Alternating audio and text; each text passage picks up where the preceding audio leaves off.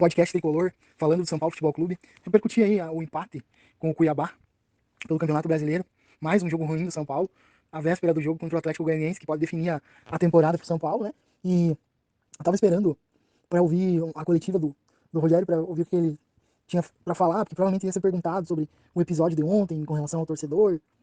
E não iam perguntar muita coisa sobre o jogo em si, e mais sobre quinta-feira, mas sobre o jogo em si, o São Paulo veio com um time mesclado, né? Ele trouxe o Rafinha para fazer o terceiro zagueiro e começou o jogo com o Marcos Guilherme como um ala, como um terceiro atacante ali, com o Bustos mais à frente, junto com o Patrick, né? Tendo uma chegada maior, e um meio campo com o Gabriel Neves, o Galopo e o Alisson, né?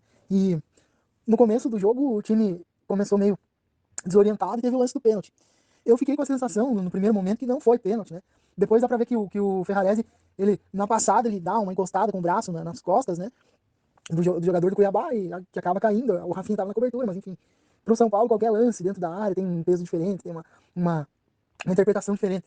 Né? Teve um lance dentro da área com o Patrick também no primeiro tempo que nem mostraram nem replay, né? Então não vou ficar aqui falando de arbitragem, né? Mas aí, 5 minutos de jogo, pênalti pro Cuiabá, né? Como diz o ditado, desgraça pouco é bobagem, né? O momento já tá conturbado, já tá complicado. E eu estranhei hoje, né? O Igor Gomes começar no banco, né? Porque pela lógica da minutagem, pela lógica do desgaste físico, né? O Igor Gomes é um jogador de confiança do Rogério Ceni, apesar do acontecido no último jogo. E eu acho que o Igor Gomes sentiu a pressão, né? A pressão da torcida. Não creio que tenha pressão interna, porque eu acho que a diretoria não tem autoridade para isso, para fazer pressão no Rogério Ceni.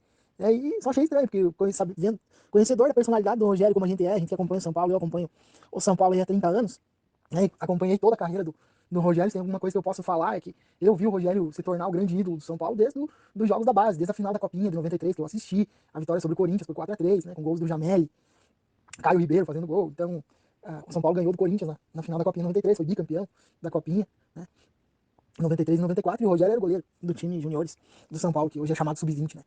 Então, para dizer que conheço um pouco da personalidade do nosso treinador, achei estranho ele não ter escalado o Igor Gomes para começar, pra poupar, né? O Patrick, que deve ser o jogador que vai ocupar o lugar do Igor Gomes no próximo jogo. O Igor Gomes não vai jogar porque foi expulso, né? Então, eu acredito que vai ser o Patrick, o jogador que vai ocupar. O Galopo, por não estar tão entrosado com o time titular, né? O time que vem jogando mais, e por não estar rendendo tanto nas partidas que ele tem oportunidade, eu acredito que corre por fora. Pode ser que ele entre com o Galopo na função do Igor Gomes, no lugar do Igor Gomes, mas né, ele tirou o Patrick no segundo tempo ali, depois da expulsão do Wellington. E vai falar sobre o jogo, né? O jogo começou mal, São Paulo tomou um gol no pênalti no início. Aí no segundo tempo, no primeiro tempo não conseguiu criar muita chance, teve uma oportunidade com o Marcos Guilherme. E eu quero abrir um parêntese aqui, porque na primeira passagem do Marcos Guilherme, ele participou daquele time que escapou do rebaixamento em 2017. Ele chegou logo depois do Rogério ter sido demitido, junto com o Hernandes. E naquele ano o Marcos Guilherme foi importante, o Marcos Guilherme ajudou, ele tinha um comportamento diferente na equipe do São Paulo, né? E eu confesso para vocês que eu tinha uma certa esperança que o Marcos Guilherme, por ser São Paulino, como ele sempre se declarou, ele pudesse render um pouco mais no São Paulo do que ele rendeu no Santos, né? E até quando ele voltou pro Internacional, nos primeiros jogos ali que eu acompanhei do Inter, ele fez bons jogos. Eu até pensei, pô, o cara podia ter vindo pro São Paulo e tal. Né? Na época ele, o Bosquilha e o Galhardo fizeram um bom campeonato no Internacional. Acho que foi, se não me engano, foi 2019, 2020, não lembro direito. Mas enfim, né, o Marcos Guilherme tem sido uma decepção, não tem aproveitado as oportunidades que o Rogério tem dado. Ele joga meio deslocado, ele é um segundo atacante, mas faz outras funções dentro do campo. Às vezes o Rogério colocou ele até como lateral esquerdo já, né? Que ele nem canhoto não é, mas enfim, né? Não tem aproveitado, seja na posição que for, não tem aproveitado. Porque o jogador, se ele se supera pela vontade, né? Não tem tanta qualidade técnica, mas se supera pela vontade, ele vai bem, vai dar o melhor dele em qualquer posição que jogar. Então, não dá pra dizer, porque o jogador tá fora de posição. Isso no futebol hoje não existe mais, não cabe mais no futebol moderno esse tipo de fala, né? Então, tem sido uma decepção aí o Marcos Guilherme. E o Bustos, o pessoal até comentou ali, o Carlos Porte, do Opinião Tricolor, comentou que o Bustos teve como castigo o Marcos Guilherme de companheiro de ataque, né? No jogo que ele jogou como titular, mas o Bustos também, é aquela coisa.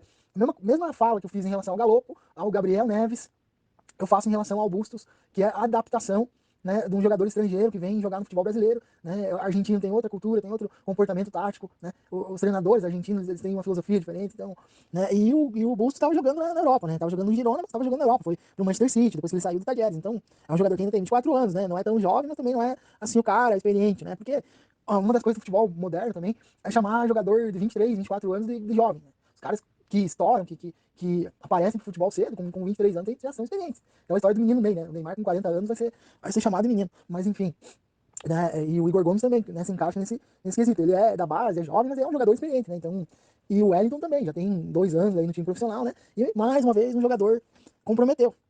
É um jogador da base, meio de Cotia, né? A torcida tá chamando os mimadinhos de Cotia. Tem uma fala do Alex também, que uma entrevista que o Alex deu pro Pilhado, que acho que é Osmar, né, o nome do cara do Pilhado, que ele fala, né? Eu não cheguei a ver ainda essa entrevista, mas que ele fala de Cotia, que os meninos acabam sendo mimados, enfim, né? E não dá pra tirar a razão dele também, vendo o que tá acontecendo, né? Com esses jogadores formados em Cotia, né? E a gente pega de ver os bons mesmo, não ficam muito tempo no São Paulo, né? O zagueiro, aquele Morato, né? Nem chegou a jogar no profissional, já foi vendido pro Benfica. Hoje o Benfica tava pra negociar ele, o São Paulo ainda tem o percentual de uma venda futura, né?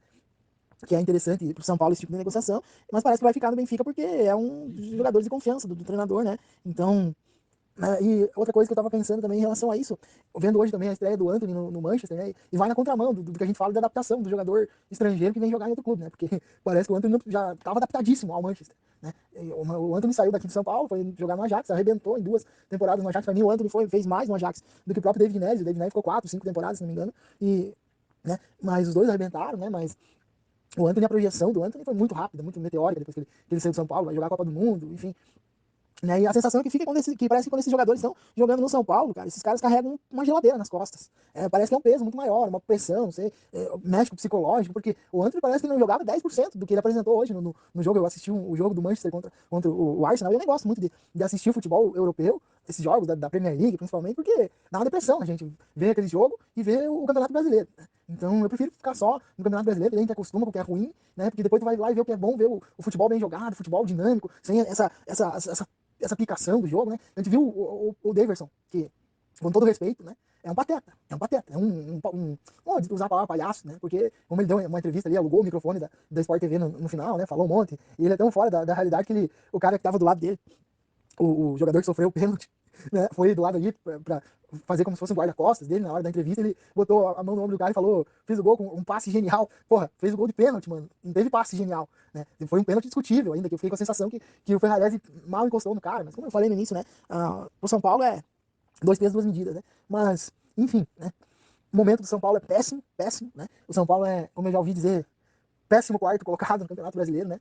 Então, e ouvindo o pré-jogo ali, o pessoal falando, e depois o Vilani também falando no pós-jogo, no Sport TV, sobre como mudou a temporada do São Paulo, sobre, né, a questão de como o time oscilou, né? Teve bons momentos no Campeonato Paulista de crescimento, né? Chegou à final do Campeonato Paulista e aí teve o choque de realidade depois de ter ganhado a final por 3-1 contra o Palmeiras no jogo da ida no Morumbi, né? Aí perdemos da forma que perdemos. Aí se reestrutura no Campeonato Brasileiro, começa a desenvolver um futebol melhor e as Copas vão se desenrolando, né? E o planejamento, como falava o Rogério, era jogar o Campeonato Brasileiro à vera, né? Classificar para a Libertadores pelo Campeonato Brasileiro. E eu vejo que o São Paulo tem um elenco para estar competindo com o Fluminense, com o Internacional, com o Atlético Paranaense, até com o Atlético Mineiro, né? Até mesmo com o Atlético Mineiro. O São Paulo só fica atrás hoje, em termos pelo tempo que o Abel Ferreira está no Palmeiras, né? Padrão de jogo, né? E qualidade técnica o Flamengo. Em qualidade técnica o Flamengo é superior a qualquer outro time do futebol brasileiro. Né? A diferença é que o Palmeiras tem um trabalho mais consolidado, né? Mas o futebol que o Palmeiras joga às vezes não é aquelas coisas. Então, mas eles têm um trabalho, né? O São Paulo estava construindo, né? E aí a coisa parece que começou a desandar porque depois que o planejamento de certa forma foi mudado, né? Porque é a opinião que eu tenho, né? Eu sei que alguns torcedores vão discordar, né? Alguns companheiros aí vão discordar, mas tivesse seguido o planejamento inicial e focado no Campeonato Brasileiro e mesclar os jogadores nas Copas, se o São Paulo já tivesse caído das Copas e tivesse hoje, por exemplo, em quarto, quinto lugar, brigando por vaga na Libertadores, as coisas estariam muito mais amenas por São Paulo, as críticas seriam muito mais amenas, o trabalho seria analisado de outra forma, do que colocar tudo na dependência de um único jogo, que é o jogo da quinta-feira. Se o São Paulo não conseguir tirar os 3 gols de diferença, né, 2 vai levar para os pênaltis e vai ser aquele drama. Então, assim, é um jogo que a palavra que define o jogo pode ser frustração, porque o São Paulo pode até conseguir o placar e perder nos pênaltis, né? Eu não quero fazer previsão nenhuma, mas eu digo, não vou me empolgar com o jogo, não vou dizer que não acredito, porque com 60, 65 mil pessoas, eu acho que, como eu disse no pré-jogo, na força do ódio, o São Paulo vai lá e classifica.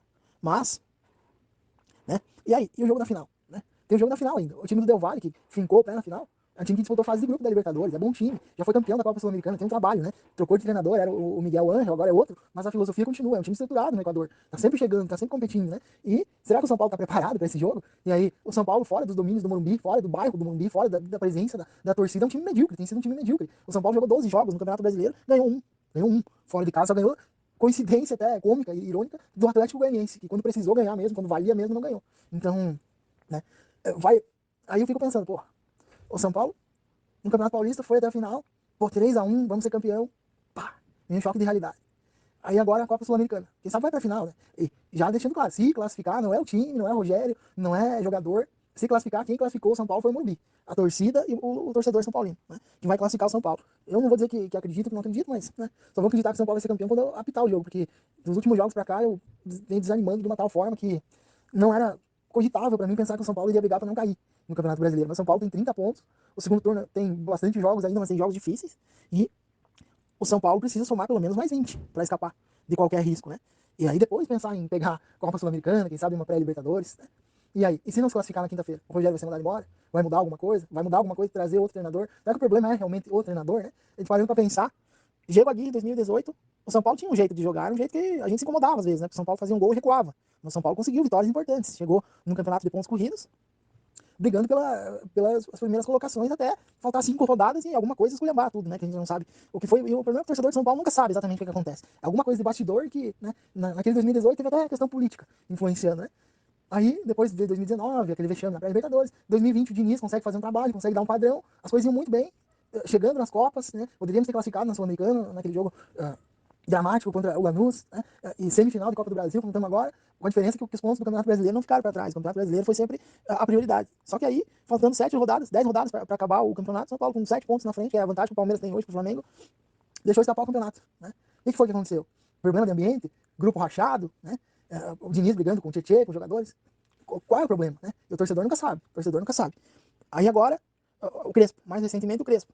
O time se empolgou, a torcida se empolgou com ele, ganhamos o Campeonato Paulista. Ah, agora vai. São Paulo saiu da fila, né? Tirou a zica, agora vai. O padrão de jogo tinha, né? A vitória contra o Racing na Libertadores deu uma esperança, né? Pô, vamos pegar o Palmeiras. Eu até, na época, me apeguei à superstição, né? Porque o São Paulo, todas as vezes que pegou o Palmeiras em Libertadores, bateu o campeão, né? E foi que uma mística quebrada na Libertadores 2021, né? A Libertadores ano passado, perdendo pro Palmeiras da forma que perdemos, né? E aí agora, o Rogério consegue dar um padrão, né? O São Paulo faz bons jogos e na hora do vamos ver mesmo, na hora de decidir, né? A coisa começa a desandar. O que acontece no São Paulo, né? Qual é o problema? Né? E o torcedor nunca fica sabendo a real, é diretoria, é bastidores, o que realmente atrapalha, é macumba, será que tem algum sapo enterrado no Morumbi, na Barra Funda, né? Então, é bem complicado, é bem complicado. Eu espero, a única coisa que eu espero hoje do São Paulo, se não se classificar para a Libertadores, né? Vai sobrar, se não ganhar a Copa Sul-Americana e não se classificar para a Libertadores, no Campeonato Brasileiro é muito difícil, né? Vai ficar brigando para não cair no Campeonato Brasileiro, né? Aí se o Rogério vai ser mantido ou não, é outra história. A diretoria diz que dá respaldo, né? Da mesma forma como na época do Eco, o Aguirre estava respaldado. 2 resultados ruins, foi mandado embora, inclusive gerou um racha no São Paulo, na diretoria ali, o Lugano, o Ricardo Rocha, Raí, meio que se desentenderam, né? E o respaldo para treinador não engana ninguém, né? Renovaram o contrato do Rogério até o final de 2023, mas e aí, até o final de 2023 tem muito tempo ainda pela frente, né? Eu espero que, se o Rogério for demitido e tiver realmente alguma coisa errada, alguma coisa atrapalhando, o Rogério bote a merda no ventilador, pelo menos isso ele faça, né? Porque é complicado, o torcedor entra ano, sai ano, sempre parece um filme repetido, e o torcedor nunca fica sabendo a real o que tá acontecendo. É jogador, é panelinha de jogador. Em 2018 tinha uma panelinha, né? Do Nenê, Diego Souza, os caras. Esses caras não estão mais no São Paulo hoje, né? E aí, qual é? Né? Entendeu? Daniel Alves não tá mais, Pablo não tá mais, Vitor Bueno não tá mais, né? Mudou praticamente o time inteiro. E aí, agora a culpa é de quem? Dos mimadinhos de Cotia? A culpa é do Rogério, né? O que tem nos bastidores do São Paulo que o torcedor nunca sabe? Essa é a grande questão, né? Então, é isso aí. Agora vamos ver como cantou a torcida, que é a única coisa boa que resta pro São Paulo Futebol Clube, né? A torcida do Cuiabá tá de parabéns, porque parecia que o São Paulo tava jogando, que era o mandante, né, do jogo, porque quase maior que a torcida do Cuiabá. E é isso mesmo, né? O São Paulo tem que decidir na quinta-feira o restante da temporada e o que tiver que ser, será. Mas eu fico pensando, pô, tá tão complicado passar pelo Atlético Goianiense. O que esses caras vão fazer numa final, né? Contra um Del Valle, que é um time experiente, o que os caras de Cotia vão aprontar, né? Porque hoje é um jogo pra ganhar, né? O Wellington foi mais uma vez juvenil, né? O Igor Gomes, a gente até levantou a possibilidade de ele ter feito algo proposital, né? Na expulsão ali, mas eu acho que não, né? Eu acho que ele não ia colocar a temporada toda a perder por um desatino, né? E eu acho que psicologicamente a pressão mexeu com ele também, justifica, talvez ele não tenha jogado hoje, mas ele acabou entrando depois, mas enfim, tem muita coisa errada no São Paulo e o torcedor é o último a saber sempre, né? Vamos ver aí o que o futuro nos reserva. Valeu, torcedor, se você curtiu o vídeo aí, hoje ficou um pouquinho mais longo, né? Mais um desabafo. Deixa seu like aí, se inscreve no canal e vamos dando essa moral aí pra gente continuar esse trabalho, né? Um grande abraço e até a próxima.